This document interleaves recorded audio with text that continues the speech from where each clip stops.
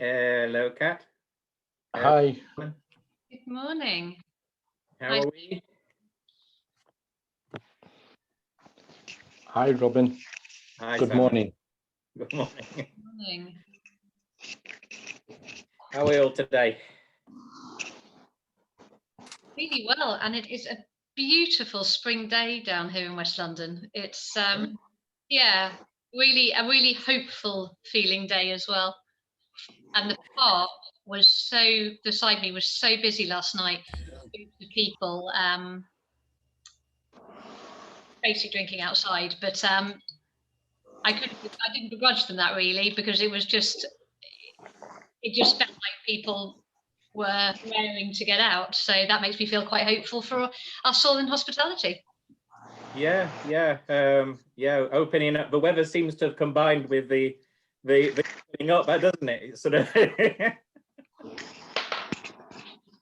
Let's hope it stays that way. So you've had your first beer, Robin? Have you had your first beer in the park? No. Well, we always tend to go out for walks in the park and picnics in the park, even if we're on our own. So, yeah, at least this time we'll be able to go with some friends. But yeah. How are you, Jen? I'm going to struggle to find 6 friends to come into the garden.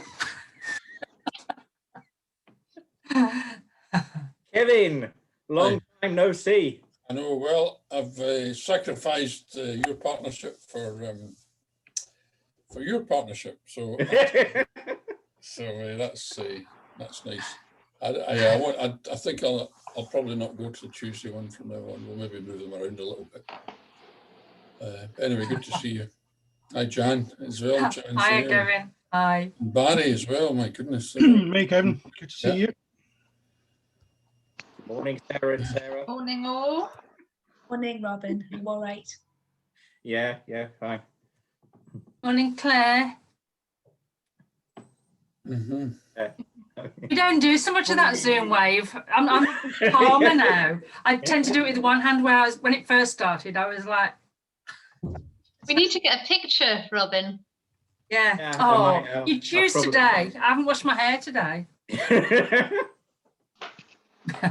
Yeah, I'll grab one in mid-session when we we got it. Nice to see some faces. I've been looking back and calculating who my followers are. Mm-hmm. And obviously Barry is has been with me from nearly the beginning, and and Kat, one of my followers as well. You've been on most of the sessions since the beginning. Yeah, it was interesting. I was going through calculating who were the ones who'd sort of been on the longest. The leaderboard. Not that. Yeah, the leaderboard. Nobody's competitive. Where am I on there? Oh, I don't know, Jan. You're not in the top 5. I know that because I've only. No, I can't. But you've got your calculations, right? I'm sure. I seem to recall, Robin, a conversation this time last year of, well, we'll do this for a couple of months until we get back to normal, and then we'll just keep in touch with everybody 12 months later. It's just another excuse for another spreadsheet, Jan. What was that? It's another excuse for another spreadsheet for Robin. I'm not knocking Robin's spreadsheets. No, I know that. He's good at them. He's done me a real big favour with a big spreadsheet that kept needing to be tweaked, and he's done a fantastic job. Yeah, I tried doing, when I was doing normal networking, when I first started, I tried doing demonstrations of Excel, but they didn't seem to be that popular. I think I went over the head of most people. I know the basics, but that's all, and I'm just messing about. And then I go on, I search like for different formulas. Oh, if that one puts in there, and it's like. Well, I've had a rule, my own personal rule since I started many years ago in financial control. If you have to do something more than twice, you automate it. Yeah. And ever since then, every time I've been doing something, I thought, actually, I'm repeating myself here. I've looked for a way to automate it through Excel or program or whatever. And that's why I've grown to. Yes, I don't want to do it that it's about my libido. It's not about my libido. It's just which you think when you just hear Teresa and you're going, oh, Neil? Not getting up Neil talking anymore. about. Should we be hearing this conversation? Robin, what was your theory about if you have to do something more than twice, automate it? I think it was that kind of a show, Robin. I know it's Does that apply to marriage as well, Robin? Does that? Yeah. No. Yeah, absolutely. Okay. No. Being on the first guest. There is an Excel spreadsheet that does that. I get it. Oh dear. Yeah. Changing the subject. Probably best. Yes. Yes, it's 10 o'clock and it's our anniversary. Yes. Who would have thought, as Barry just said, who would have thought this, a year ago we were sitting here thinking, oh, we'll do this for a couple of months until things clear up and then that'll be it, and here we are a year later and it's still running. Yeah. Brilliant. I remember back then I had 3 people on my first forum. It was also my birthday, which was the 3rd of April. Shouldn't say that. And since then, now we've got up to us. Well, I think we usually get a steady sort of 60 odd, 70 odd people. So I do have to say thanks to some of the people who've helped me out, particularly Barry. I always remember the first few months, it was like Barry's State of the Nation was the fixture. Top of the bill. David Collins, if he's on yet, I think he was coming on, but he helped out a lot at the beginning. Luke Martin, Andy Merrick, Sarah Thompson, Kevin Holland are people, because I went through and I'll put it on there as a list of what the forums have had presenting, basically, in case anybody wants to look back and see something. But yeah, I saw a few names reappear regularly, so it's much appreciated, because it's not always easy to find content that's interesting for a bi-weekly forum. And as I've always said, it's to me it's important. It's something that's interesting. It gives knowledge and advice and help to the hoteliers, as well as providing a sort of forum so people can talk about what's going on.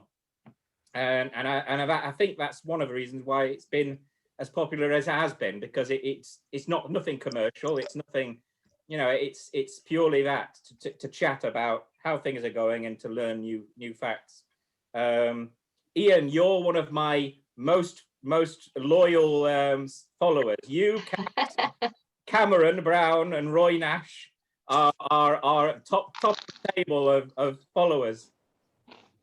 So yes, it's funny actually looking back how many people have been with us through the years, and I'm very grateful to everybody who's been following the forum all this time, because it's something that I just felt was needed in the industry, and I'm hoping that it can carry on.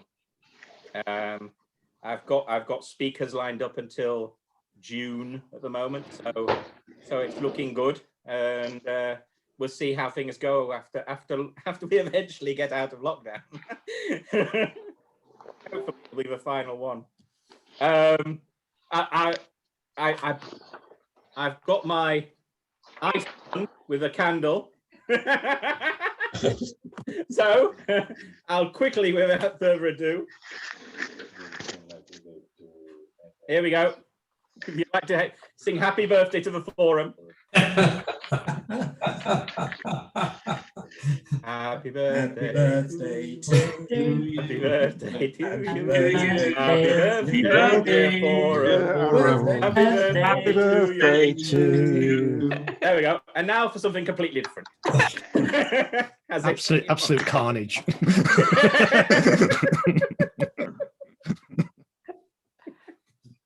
celebration for 12 o'clock, Nigel. Yeah, 12 o'clock's good. Yeah. Go on, Robin. Move on. Yeah, who you got on today, Nigel? We're speaking to John Benson Smith, who's BBC MasterChef, and Paul Godfrey, who's the sales and marketing director for Linkat. So yeah, we're talking catering, we're talking pre-opening, and putting confidence back into the customer. Yeah, so that's gonna be quite good today. So if you want to tune to that, please do. Yeah, cool. Thanks, Rob. Yep. Good. Yep. And has anybody else? How are things looking for businesses opening up at least partly on the 12th of April? How are people seeing it going? Anybody? Hi, it's James here from the Swan in Bradford-on-Avon, beautiful little town. We're going to partially open on the 15th and just open for Thursday night, Friday night and the weekends because people still can't travel and stay overnight. And we've only got a small town of 8,000 people, so it's not worth it. But we're gearing up and ready and raring to go and looking excited about opening back up again. Good. Things to be doing than farting about with organising meetings, which is essentially what somebody's having a little chat somewhere on the. Anyway, right. I think without further ado, I'm going to make the first presentation, which is Julian. Advice on business development. I'll just open up the multiple participants. Yep, there we go. Thank you. Hey, Julian. So, thank you. Let me just try and share a screen. It's a real measure of success, I think. Just 1 minute, Julian. I'm going to mute everybody. No problem. And then you can unmute yourself. How's that? Yep, that's okay. Fantastic. Okay, brilliant. Lovely. Thanks very much. Right. Well, look, congratulations, Robin. Well done. Delighted, honoured to be presenting on the anniversary forum. Perhaps a little bit more by luck than judgment, but there we go. Good morning, one and all. I'm Julian T. For those of you who don't know me, lovely to know many people on this forum. But my company is called Compass Hotels Management. Just for clarity, nothing to do with Compass Catering, nothing to do with Compass Hospitality. Compass Hotels Management was born in 2014 and it came out of a small private business hotel company called Compass Hotels Limited, which I was the managing director of from about 2000 through 2014. We owned hotels and we operated hotels for other people. We sold our assets, we exited the market in 2014 and I created this little consultancy business. I focus primarily on business strategy for independent hotel sector and therefore looking at how I can move a business from where it is today to where it needs to be and all the dynamics and movable parts that sit in the middle of that. I'm focusing today on dynamic business planning. So some might say, well, why do business planning now? We start a new financial year in 2 days. It's a bit late. Argue differently on that. I think that the business plans are going to be much shorter duration than they would be perhaps in previous years where you might have written a business plan for a year. I think that over the next 18 months, business plans are going to move around quite a lot. And in that respect, I think they are definitely going to be dynamic. So I'll dive straight in, hopefully in moving the slides along. There we go. So we will cover today, why do we need a business plan? What does it contain? Why should it be dynamic? How do we make it dynamic? And how do we keep it alive? Important to keep it alive. And we'll do that over the next 12, 13 minutes. Simply put, by good old Benjamin Franklin, of course, to plan is to plan to fail. And I would argue that that comment was never truer than in today's market. So why do we need that business plan? Well, the business plan, of course, serves many purposes, and it's a direct descendant of that business strategy. And in simple terms, if you put your business plan in the center of what you do, the business plan sets out the route map to achieve that business strategy. It translates the strategy into bite-sized goals and objectives. So it breaks it down. It drives communication with stakeholders throughout the business, all of those stakeholders, up chain and down chain, and indeed provides for measurement of performance. And as many will know, of course, if you can't measure it, it's quite difficult to review it and to know if you're actually performing well. What does it contain? Well, look, each business plan is going to vary business to business, of course, but at the very least, I would recommend that it contains your stated goals and objectives and your budgeted revenues and expenditure. You'd expect to see that in any case, of course. A comparative position to prior year, possibly a prior year, last year not being the best benchmark, and a detailed analysis of each revenue center and every revenue source. So I would split that down in terms of course, not only F&B, rooms, retail, golf, leisure, all of that side of the business. But of course, when you're looking at the F&B piece, make sure you're looking at the individual outlets and the meal times too. KPIs that are relevant to each revenue center. And conversely, a detailed line-by-line analysis of every cost line that you have. At least that way you can pull everything else apart. And I'm sure that most cost structures have been absolutely ripped to shreds over the last year. Much easier to control your costs, of course, than it is to drive your revenues. Your cash flow position, it's in green because we're going to come back to it.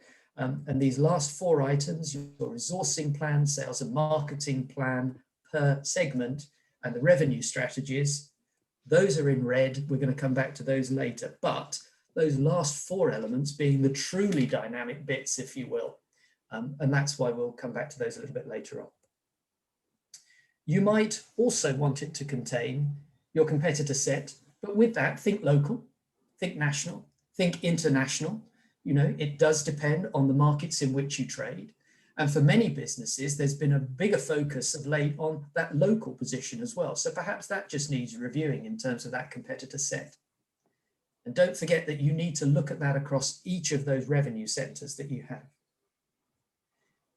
No doubt a SWOT analysis and a PESTEL analysis. I'm sure that everybody knows what those are, but just in case, SWOT being strengths, weaknesses, opportunities, and threats, and PESTEL looking at the political, economic, social, technological, environmental, and legal positions.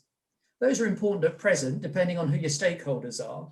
But if you think that you have such items as VAT deferral, rates of VAT changing, you've got C bills and B bills, you've got recovery grants, you've got a whole series of political and economic influences that haven't been there in previous years. It's important to know what's going on in your market and what's going to affect your business. Cite the issues, therefore, that lie ahead of you for your industry segment. And at least if you're then having to present the business plan to stakeholders, especially where there's debt, you can show that you know about them and you've considered them. Make sure you put in your accreditations received, your COVID compliance measures, and I'd also make sure you make a note of the costs that you've incurred as well. And finally, of course, if there's an investment plan and a disruption analysis, you'll definitely want to put that in. So why should it be dynamic? Well, let's be honest. None of us know what the future immediately holds. And if anybody does, if you could drop me a note during this or privately at the end of the session, I'd love to know, because I certainly don't know how things are going to pan out. And so the plan that you're creating and that I think you will review frequently must reflect that business uncertainty. I mentioned stakeholders previously, and it's correct to bring them back in here. The stakeholders need to know that you've considered uncertainty. You may have a series of individual investors. You may have bank debt. You may have private equity. You may have other sources of funding. And if you're presenting that business plan, and we'll talk about forecasts later on as well, and you're involving those stakeholders in the forecast, or they are involving you, they need to see that you've reflected changes in business circumstances. They need to have confidence that you are in control of everything you can be. And of course, there's uncertainty in the market, so you can't be in control of everything. They need to be reassured that your customers can trust you. So we're back to those COVID compliance measures. And they need to know that you as a team are absolutely on the same page. So you need to be thinking of questions such as, you know, the business plan itself, does it stack up against your sales plan, your marketing plan? Are your actions defensible? Are they achievable? And if you had to go into battle to talk about your business plan with somebody, could they drive a coach and horses through it? Or are you in a position where you can defend all of your assumptions? And finally, your team deserve to know that you've thought about this too. Lots of talk about teams and people coming back into work. At the end of the day, these people, especially if the business is yours, these people provide your livelihood. They do work for you ultimately. And it's right that they know, because their livelihoods depend on you and driving business, it's right that they know that you've considered changes in circumstances and that you have a dynamic plan that you can use to reflect uncertainty. So with uncertainty, of course, forgive me, comes scenario planning and that fleet of foot approach. And this is where elements of dynamism come in. So we highlighted those 4 elements that we said about resourcing plan, sales plan, marketing plan, and revenue strategies. These are the levers. These are the areas where you can make significant change to your business. It's the plan A, the plan B, and the plan C. If we think about it, it's that playbook-based scenario. So I'm sure many people will have seen or referenced back in May last year, I think it was, Black Sheep Restaurant in Hong Kong, who produced a COVID-19 playbook. And that was pretty much shared around the world. If you don't have a copy of it, let me know. I can share mine with you. But it was a really interesting document that showed a very dynamic approach to how they were looking at business and how they could move their business. And it was all about playbook-based scenario planning. Very, very interesting and well worth reading. Let me know if you'd like to see a copy of it afterwards and I'll share it across. How do we make the plan dynamic? Well, sales mix. Show your revenue streams and associated costs linked to a change in sales mix. Where there's a change in sales mix, it's going to increase or decrease income. And that will, of course, have an effect on profitability. Market segmentation. State your assumptions with your market segmentation. How has your sales funnel been built? Which are the segments that are working for you? Which are the segments you want to focus on? Look at your sensitivity planning. These are all basic measures, but what's the effect of plus or minus £1 net on ADR, plus or minus a percentage point on occupancy, cost of sales, or GP margins?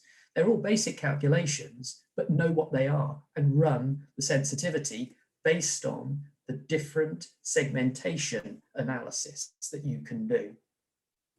Make sure, of course, you're plotting all the usual measures of RevPAR and GoPAR and TrevPAR and see what can be flexed. And when things are flexed, what's the effect on those measures? Think outside the box a little bit with measurements.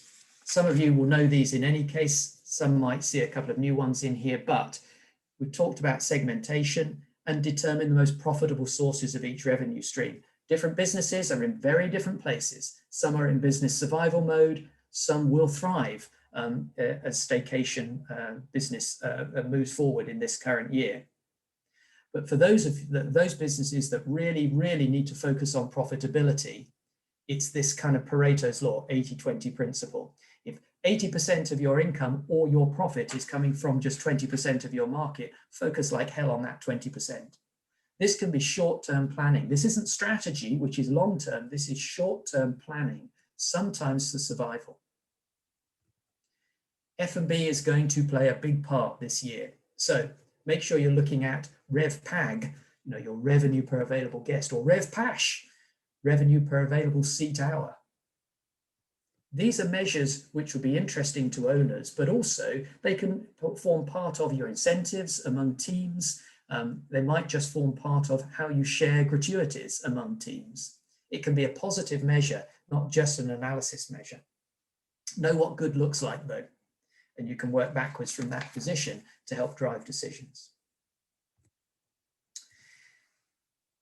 Review and appraise, make it a live document. This is where we bring in the joys of forecasting.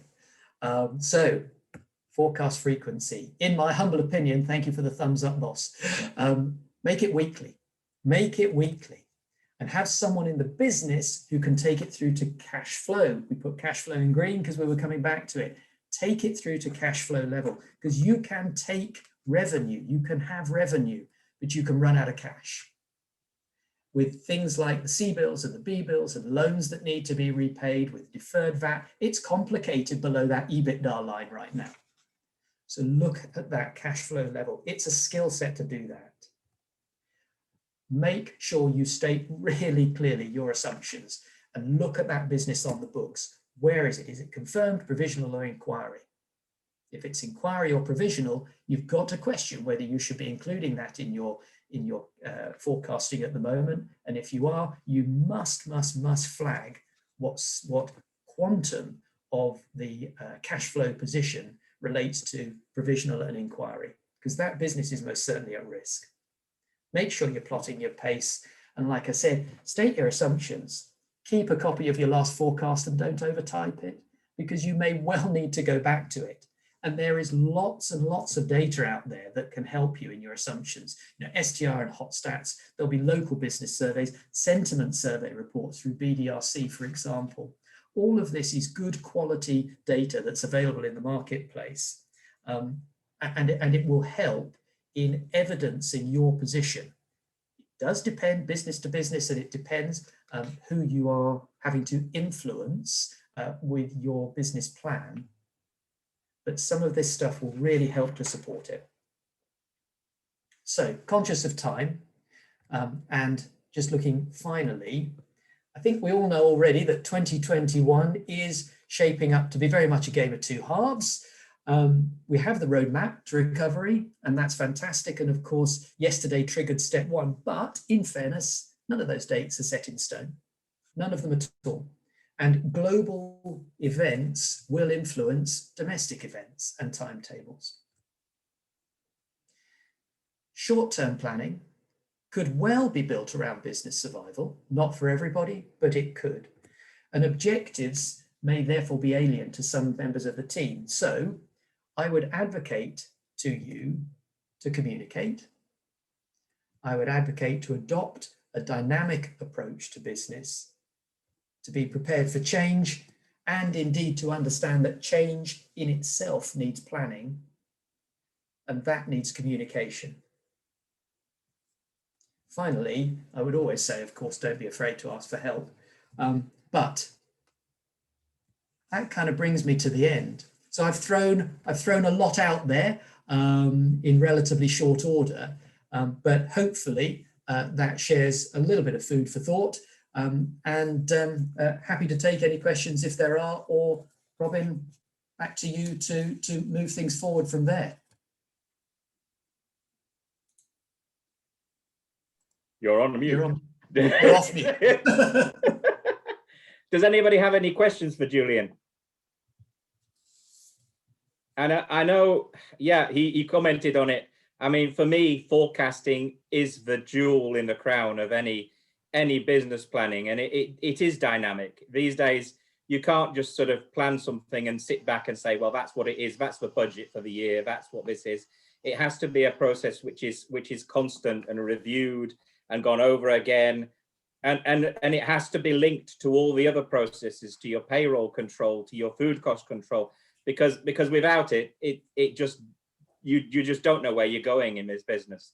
I mean, if anybody wants to look back at the end of this, in my summary, I'll send a list of all the forums, and back there in the many forums ago, I did the presentation on forecasting and cash flow and payroll control, and they're all there on YouTube. So all interesting stuff. But it even more so than anything these days, business will be a case of dynamic planning. I think we've lost the, even if it's dynamic planning to actually compensate for a very fast moving and rapidly growing business, it's still dynamic. It's still, it could be that things are slowing down. It could be that things are speeding up, but you have to be prepared for it, and you have to be looking at it. Don't you think, Julian? It works at both ends of the spectrum. This is definitely not all about negative positions. You know, when you talk with people about scaling up businesses, they talk about the fluidity and the flexibility that's needed, and so that again, absolutely, as you say, becomes that dynamic element. You know, frankly, yeah, many people need to write a budget, and a budget lasts for a year. Okay, that's fine. But as we all know, most of them are out of date the day after they've been written, because they're generally speaking signed off a month before the year starts, and things change. So you know, quarterly planning, 6-monthly planning, this fluidity and these scenarios are absolutely where it sits today. To take a bit of a doom and gloom view on it, my personal opinion is we run a risk in hospitality around October and November of potential tiered restrictions again. I say that not to be a doom monger, but simply, you know, we're not in control of how the rest of the world runs their vaccine programs. And of course, we want international travel to come back, because international travel helps us in the commercial markets as much as it does in leisure and tourism. But because of that, you run the risk of others coming back in and different strains of the virus coming back in. So there is potential for something to happen as we go into winter of this year. So have we looked at what does that mean for our segmentation, for our F&B position? What does that mean for our resourcing? And if we work back from that, what does that look like resourcing now?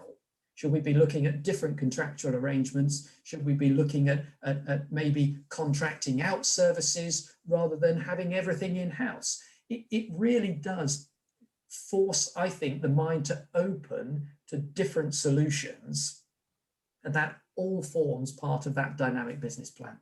So it's quite a large topic, and as I've tried to sort of condense it down into bite-sized chunks a little bit, but yeah, it's very, very much about fluidity.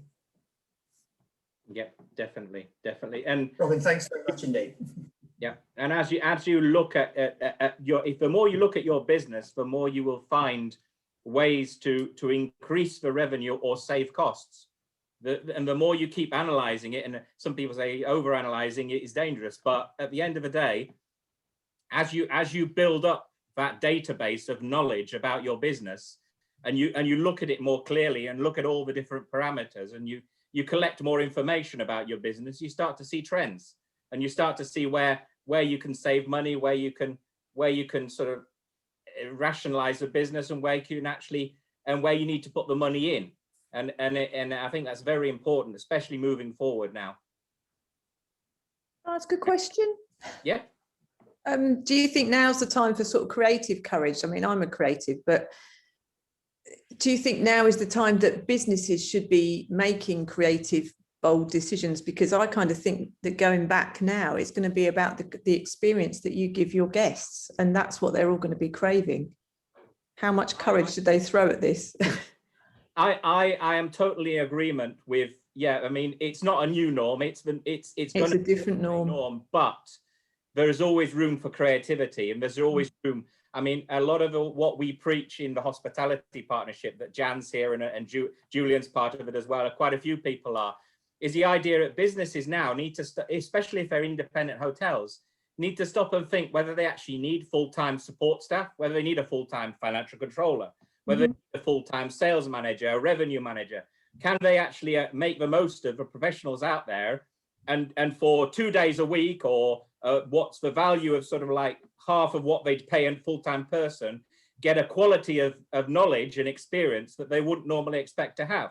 Yeah, because even creative thinking around recruitment and employment could now be used easily to build different types of businesses, and look at who's doing what job and how does that work, and where else could they be used, and what's everyone's strengths. It's a time for that, isn't it?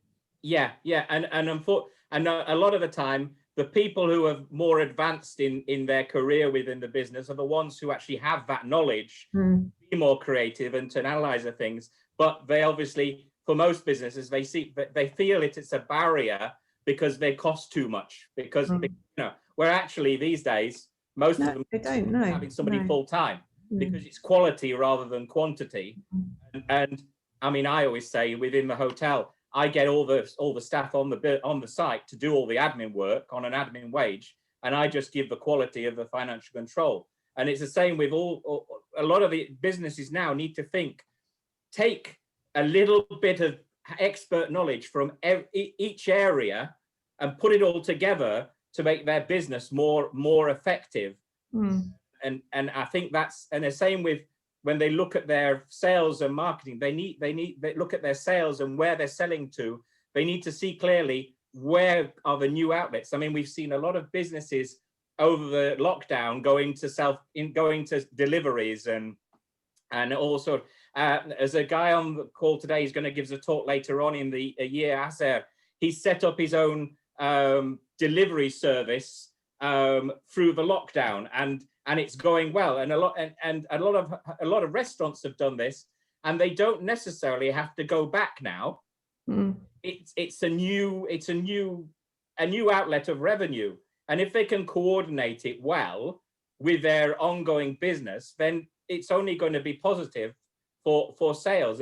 And this is the way businesses have to think now. They have to think of all the ways they can grow their business and control the costs, so that, like Julian says, if we have another outbreak in October, we're ready for it. We're ready for that dynamic change of tack and where we're going to go. Yeah, because it does look like that could be possible, doesn't it?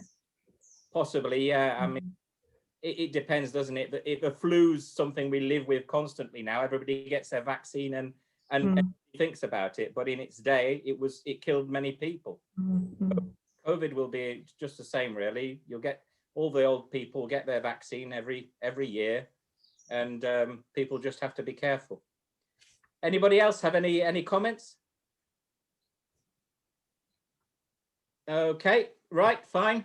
So next, big topic, not only from a point of view of the global environment, but also from sales and marketing, because it's been clearly shown that one thing that people will be looking at constantly now when they go to deal with companies is their sustainability, is their promise to protect the environment. And to help us learn more about that, we have Andrew, who's going to give us a presentation on that area. Over to you, Andrew. Okay, thanks. And hello, good morning. And thank you very much for inviting me on today. So I'm going to try and share the screen. Always the most difficult part of the whole process. So let's see if we can make this work. There we go. Looking good. Aha. Yeah. Good. Okay, so first of all, very much congratulations on your first anniversary of the Hotel Synergies Online Forum. And I was thinking about what I could do to try and help such a milestone. And I didn't have a bun with a candle on it, unfortunately. But I thought this might be just the thing. It's a celebration of our amazing planet. So I'll be giving away a hardback edition of this beautiful book, 7 Worlds, 1 Planet.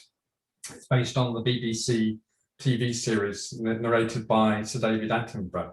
So if you'd like this copy, just write down my email address, listen to my presentation. At the end, I'm going to ask one question based on the content. Send me an email with your answer on the subject line, and I'll pick one name out later today and send you the book as an Easter gift. So my topic this morning is really the green revolution, and I'm going to talk about how far down the path we are to combating the climate emergency and what it means for business. Literally, I suppose, a temperature check.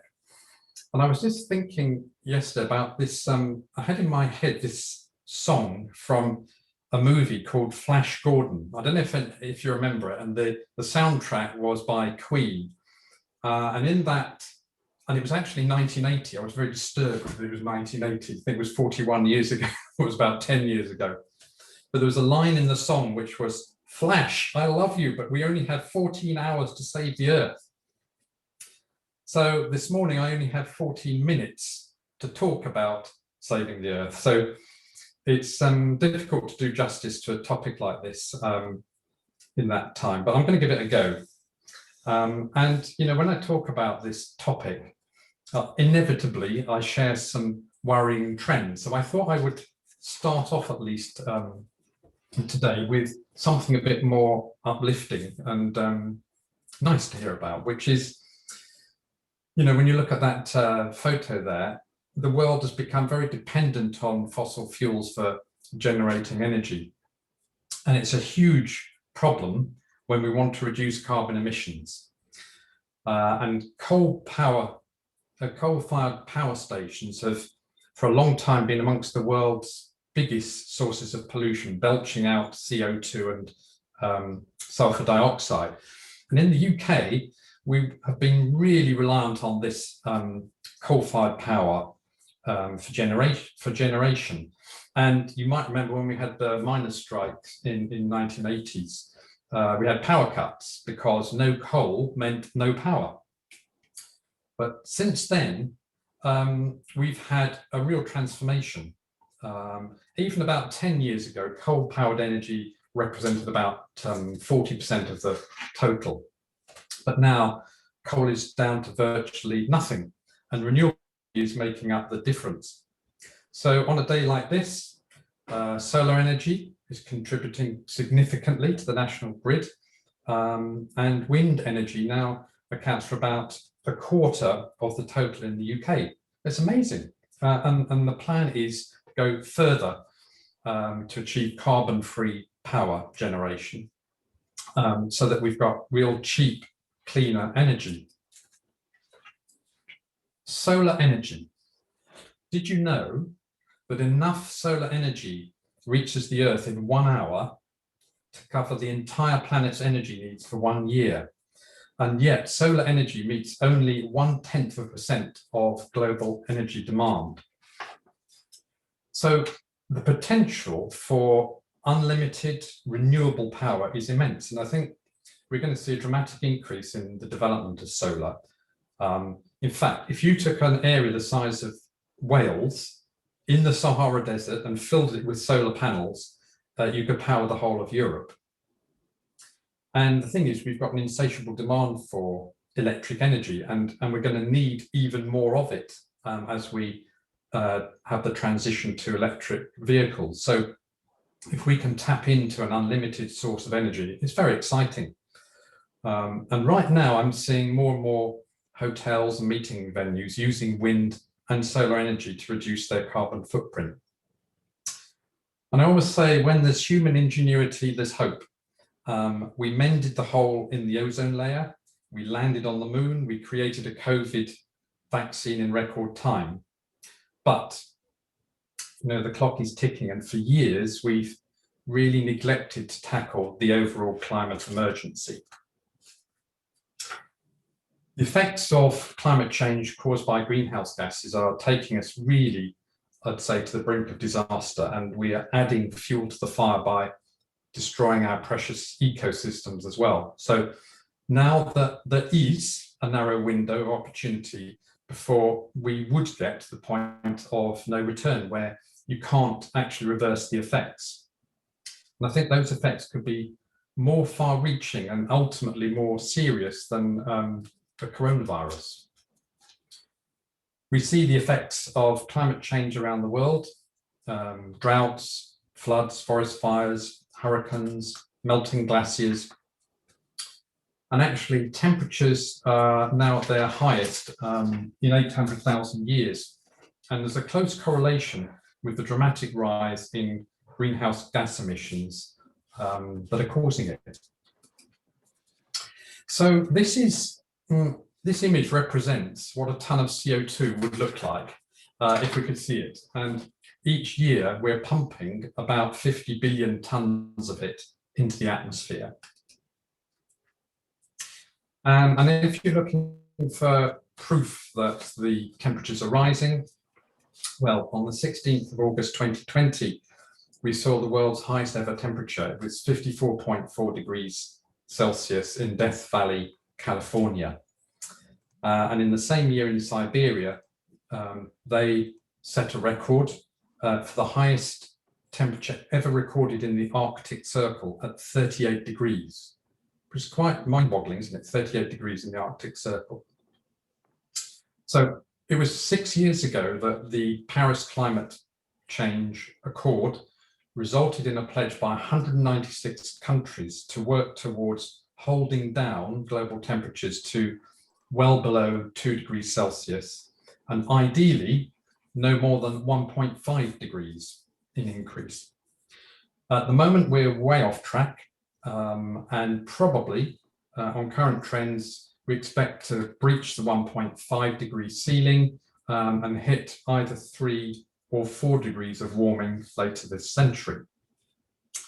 Now, the thing is, I always think it doesn't sound very much, really. Even 3 or 4 degrees doesn't sound a lot, but what would that actually mean? So this is quite a useful representation, because if we found ourselves getting to 4 degrees increase in temperatures, this map predicts a very different global landscape. Everything in yellow is desert, so that would include large areas of the US and southern Europe. And all of those areas in green would be really where the population would have to relocate. Interestingly, the bottom left of the map is Antarctica. Now, how's this for a slide? I think Professor Chris Whitley would be definitely proud of me on this one. So please don't try to take it all in, but if you just focus on the left-hand graph, and then you can see that black wiggly line trending upwards, and that represents global CO2 emissions since 1980. And then the line drops down dramatically, and that represents the sort of fall we need if we want to get to achieve carbon zero by 2050. So it does show why we need to take action now. In fact, we need to reduce carbon emissions by about 45% on 2010 levels by the end of this decade. So add to that, we're actually mucking up in other ways as well. Today, during this webinar, during the time it takes us to get from the beginning to the end, an area of forest the size of around 4,000 soccer pitches will have been cut down. And last year, we saw enough trees removed to more than cover the UK. And a large percentage of that in South America, where the Amazon rainforest is reduced in size by about 17%. Of course, it's a problem because trees are one of the best ways in which you can capture carbon from the air. And our use of plastic is plaguing land, sea and air as well, threatens our wildlife and spreads toxins. And microplastics are now in the food chain and actually even in our bodies as well. One of the biggest greenhouse gas sources is actually food waste. And it really is shocking that a third of all food produced globally goes to waste. An area larger than China is used to grow food that is never eaten. And it's been argued that reducing food waste is actually probably ahead of electric cars as one of the solutions to the climate crisis. So I think you'll recognize from all of that, 2021 does have to be a turning point in tackling the climate crisis. And the UK at least has shown leadership here in committing in law to be net carbon zero by 2050. So this year's the UN Climate Change Conference. And I hope by then the vaccines will have kicked in and we'll be talking more about climate than coronavirus. And I'd say that this COP26 conference is possibly our last chance to get a global consensus and commitment on firm action. So I think nobody should delay for another year. We need to make changes, whether it's personally or in business, that are going to make a difference. And actually the good thing is, I have to say, companies and organizations are getting it and deciding they must do something. And in recent months, we've seen a steady stream of commitments from organizations like these, as AstraZeneca. A lot in the news, but not so much known that they've pledged to be carbon zero by 2025 and carbon negative by 2030. NHS carbon neutral by 2040. And And these are very good promises. But of course, you know, you can promise something that's a long way away. You've got to start delivering now to actually get there. But I think what we will see in business in 2021 is a lot of organizations focusing on their supply chain and making sure they're working with companies that have green credentials. So I think, you know, for hotels, requests to quote and tenders are increasingly going to have green hoops to jump through. But actually, companies are realizing that acting sustainably can make them more successful, as well as contributing to a better planet. So all of that, folks, is why I started my company, GreenGauge. And after working many years in meetings, events and travel, I wanted to do something to make a difference. And my experience is that people are keen to be more sustainable, but don't necessarily know how to do it. And so I just wanted to share now a little bit of the journey I've had over the last year or so. And it's interesting, I think, when you think about those trends I've mentioned, hotels can really make a difference when you think about it by doing things like reducing CO2, cutting food waste, recycling more, eliminating plastic, and encouraging biodiversity. So a lot of businesses have got a real place to help in this area. So it seems, and our industry agrees as well, and we did a survey earlier this month. We asked corporates, event agencies, hotels and meeting venues how important sustainability was likely to be this year. And as you can see from this, everybody thought it would be either quite important or very important. So I think there's a real opportunity there to be innovative and reimagine what we're doing. Looking at the accommodation sector, I think hotels and venues are going to be expected to demonstrate clear, sustainable credentials. And there's increasing evidence that travellers see this as an important factor in their choice of hotel.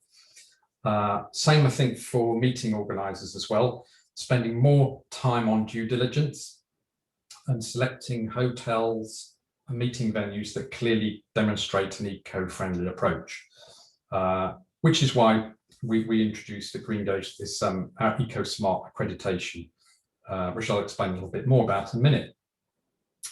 I think right now, hotels who do sustainability well are at a real competitive advantage. In the end, it's going to be a bit like Wi-Fi. You just have to have it. But for the time being, it's a real competitive edge. And I think clients' expectations will continue to grow as to what sustainable looks like. If we look at meetings and events, definitely these are going to become greener, whether it's internal or customer-based. I think companies are going to want to project the right image to the world. And you know, I've known a lot of events where you'd have somebody traveling from the US coming over to do a 30-minute speaking slot. And you know, somehow this doesn't really feel right anymore to do that. I think there's going to be a demand for carbon neutral events as well. And one of the things we've been working on is a calculator, so you can work out what is the CO2 from the entirety of an event, and then provide a carbon offsetting facility for clients. And I think clients will also be wanting to work with event and venue finding agencies that can advise them, yes, but also demonstrate their own commitments to sustainability. So we're working with a lot of agencies that buy into that concept, like Conference Care and Venues and Events International. So venues that clearly demonstrate sustainability, I think they'll be in vogue, as will sustainably flavoured events. And this year in particular, outdoor events are going to be really popular, especially for team building. And where there's a chance to do some good, leave a positive mark, I'm really seeing an upsurge in companies wanting that. So if you have a hotel that has access to natural outside space, that's such a brilliant resource to have as well. So I just wanted to talk a little bit about, what we're trying to do, how we can help on this. And our principle is that we want to help people have a greener business approach and really use that as a competitive business advantage to win business, and also as a way of reducing costs, because normally something that produces CO2 is something that's going to cost you. So if you can reduce the CO2, you can reduce costs. So what our concept was, how can we support organizations and join the dots? Because all of these parties you can see on this chart here would like to do business with each other. So we're going to go in the middle of this and try and join the dots, so that for hotels, we can try and connect hotels with corporates, agencies, or the things which you might need to help you be greener. So that's what we kind of put together as our business model, and then realize that kind of the head of the food chain is the customer, corporates, and corporates are increasingly wanting to know, if they're one of these ones that are now wanting to be carbon zero, how do we get there? And particularly when it comes to travel and accommodation, what do we need to do? So we're doing a lot of work now where we're helping them with their travel programs and their travel policy, and then focusing them on hotels that are green, and we do bookings as well to sort of complete the circle. So EcoSmart is what we came up with as a way of trying to recognise and help hotels that are doing their bit for the planet. And when I mentioned earlier that travellers and companies are looking for these hotels, you need some way of knowing which one is green and which isn't, which is the greenwash. So we came up with something which was specific for the corporate market. And I think official accreditation, whatever it is, does add credibility to sustainability initiatives. And for us, more than that, it's about how you can work out any gaps that you've got. So how do you prioritize any improvements you want to make? So what we did is we came up with this idea where you tick the boxes. It's pretty quick to do, but you'll see there's about 70 things on there that you could do which make you greener. So that's comes back to when people are saying, well, what can I do? This is a way of doing it. You can kind of do a self-audit, which shows you what you could be doing.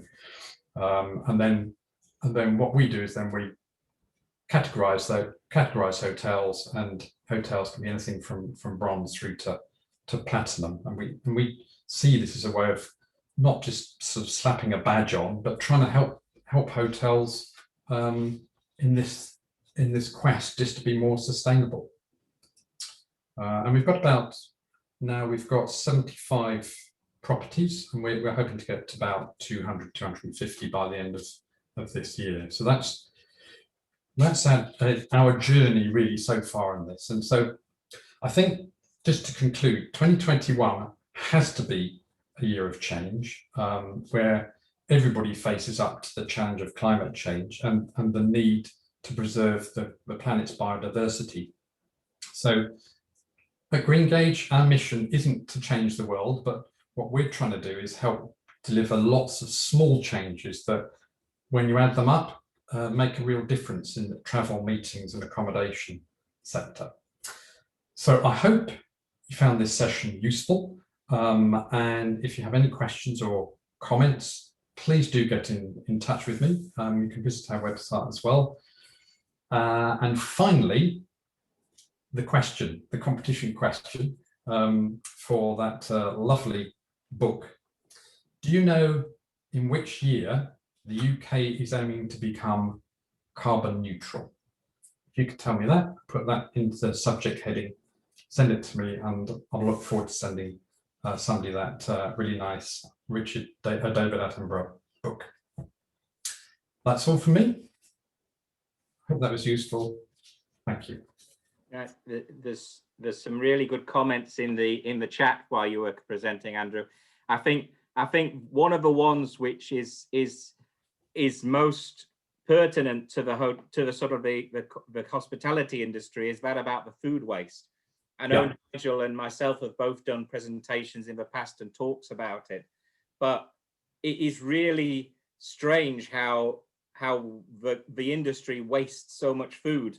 And there's one comment here that actually the government, there's like a legal obligation, you can't give food to the homeless or something like that. I don't know what the situation is on that, whether what the legal aspect is on actually being able to give away food. Yeah, so yeah, I think it, for me, you know, when you kind of, I assimilate all kinds of interesting facts, and those ones on food waste are always the ones which people pick up as really shocking. And actually, one of the reasons I came into this, doing what I'm doing, was when I was in Dubai on holiday in a hotel, and I came down to the breakfast at about 10 o'clock, I think it was, not long before they were closing. And I was astonished to see everything was pristine, 5 different types of porridge, 12 different types of bread. And I asked, you know, how come everything's still out here? And they said, well, it has to be right until we finish the breakfast session. It has to look perfect. And I said, what happens to the food afterwards? And they said, well, most of it, unfortunately, we have to throw away. And that, to me, was something that kind of triggered in me, you know, this is definitely a problem. And strangely enough, of course, the coronavirus and everything this has done was actually rather stopped this idea of having these massive buffet sections, which are so wasteful. But to answer your question about what can happen to food waste, who we work with is an organisation, and there are others, but this is a good one, called UK Harvest. And what they do, they will collect any food waste from hotels, venues, shops, and then they act as a distributor to food banks, which is brilliant. So there's another one called Olio, but this UK Harvest is a very good one because it's kind of very specific to working with hotels and venues. And we actually, the other charity we work with called Clean Conscience, what they do is they collect all the half empty or empty bottles from hotels of shampoo, soaps, all that sort of thing. They take it back to their plant in Maidenhead, and then they create new product, and then that goes partly to food banks and partly it goes to other parts of the world where people just don't have things like soap. So recycling, the best way to do it is through an organised means like that charity I mentioned, and they do some fantastic things, and it's alarming to realise in the UK how many people visit a food bank in 1 year. So it's an effective way of using food that otherwise would have got thrown away. And I suppose all these are things you can almost put on your website as we are working with these companies to actually improve yes. the image of the hotel or the company. Yeah, I mean, I would really, I think now people really expect to see on a hotel website what you're doing about sustainability, and things. If you are doing this, if you're donating food, it's a really good practical example of what you do as a business to help in that regard. So it's worth just looking at, you know, what other hotels are doing, what do they put on sustainability, but it's part of the venue sourcing process now. People kind of want to know what is it you're doing. Simon's mentioned can you enlighten the team on compostable coffee cups and packaging? I suppose it's always an issue, isn't it? Is whether the cup's actually disposable or not. Yes, my favourite one is one of these green companies we work with is called Strudels, and what they came up with was pasta straws. Good idea. You can eat them afterwards or chuck them away. So they've actually come up with the ultimate, which is edible cups. In fact, edible cups, plates, knives, and forks. So, which I have got some in my cupboard here, but I've not used them yet. But that's kind of probably the ultimate. There's a whole kind of plethora of different types of combustible. I can never say the word of recyclable or compostable cups. Some really are, but some kind of have to have specialist disposal, should we say. They look like a plastic cup. They can be recycled, but they're certainly not compostable. So we've been kind of doing some research on it. So I'm happy to share, with the ones we found that are actually compostable. And I think it's a real good concept to use. A lot of people actually, we found in venues and hotels, are actually then using the coffee grounds as well and using them as compost. There's one place they actually bag them up after a conference and give them to the delegates to take home for their garden. It's an interesting one. Stefan's asked about heat leaking housing stock, and it's not just housing stock, is it? It's hotels. Some of the older hotels must have a real issue with actually keeping heat in. Yes, yeah, no, absolutely. I mean, insulation and heating are two kind of big topics. Some hotels, particularly when you've kind of got a listed building, it becomes a little bit difficult. But I think insulation is one of the most important things you can do to improve CO2. And then also just think about what heating you have, because gradually the gas boilers are going to be phased out. And a lot of people are using very, very inefficient heating at the moment. And the new source of heating will be this sort of ground or air sourced heating, which is much more efficient. And by kind of 2030, you won't be able to have some of the old-fashioned types of heating, but they're highly efficient, and it's one of the best ways you can reduce CO2 and reduce cost as well. Kat's mentioned that a lot of these like insignias you can actually put on your OTA information and on the GDS. Hotels can do that not only on the website, but it's actually possible to put it there.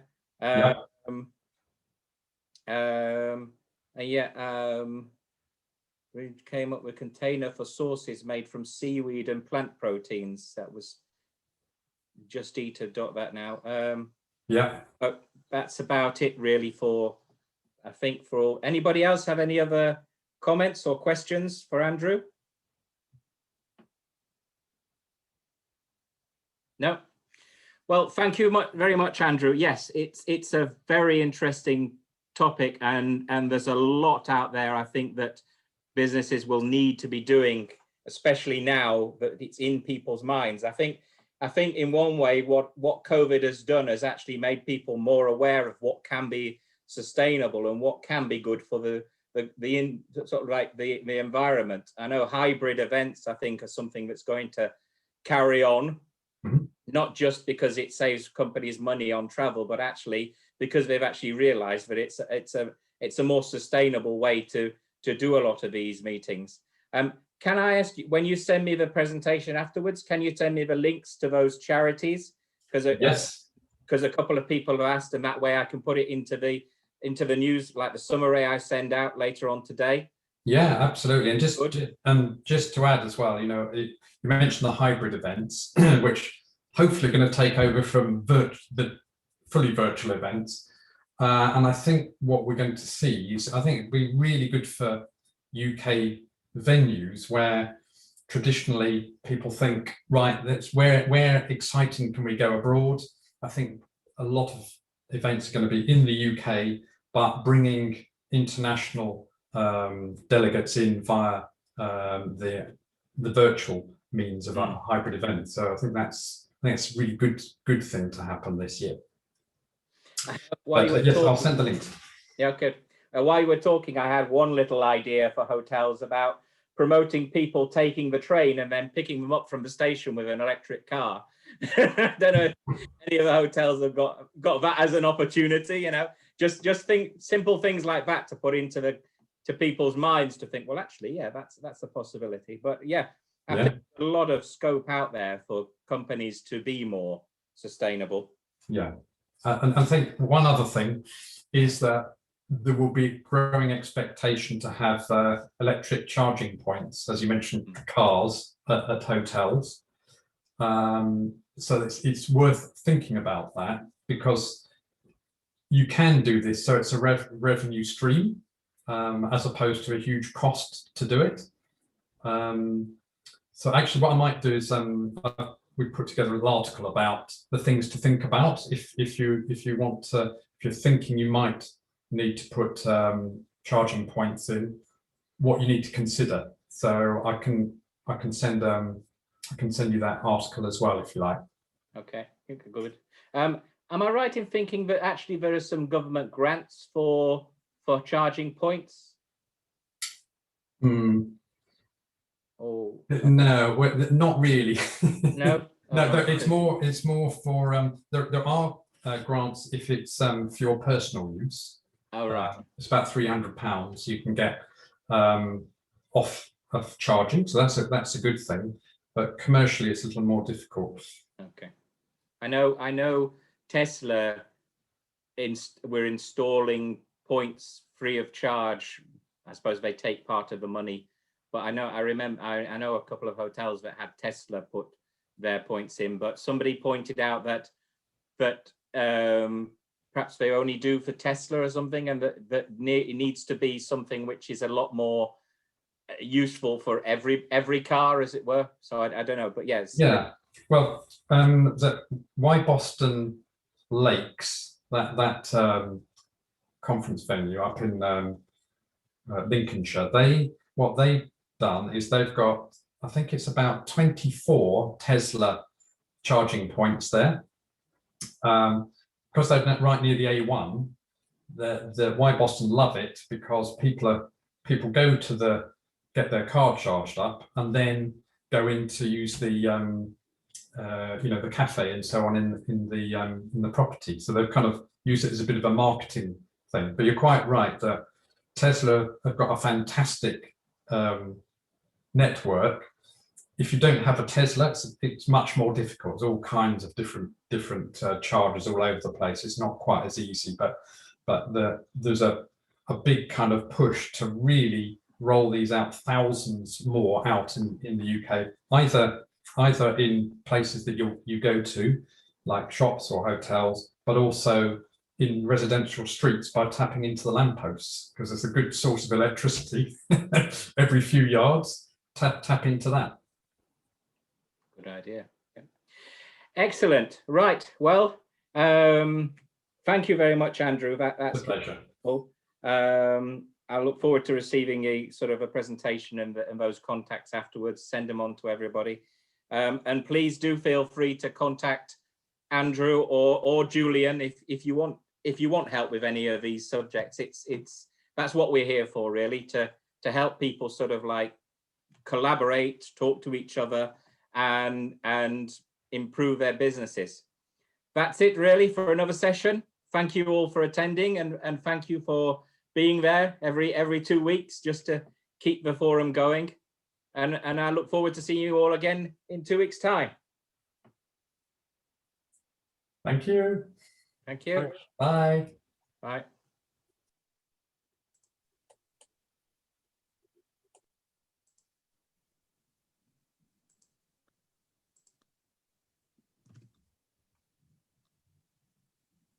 Bye.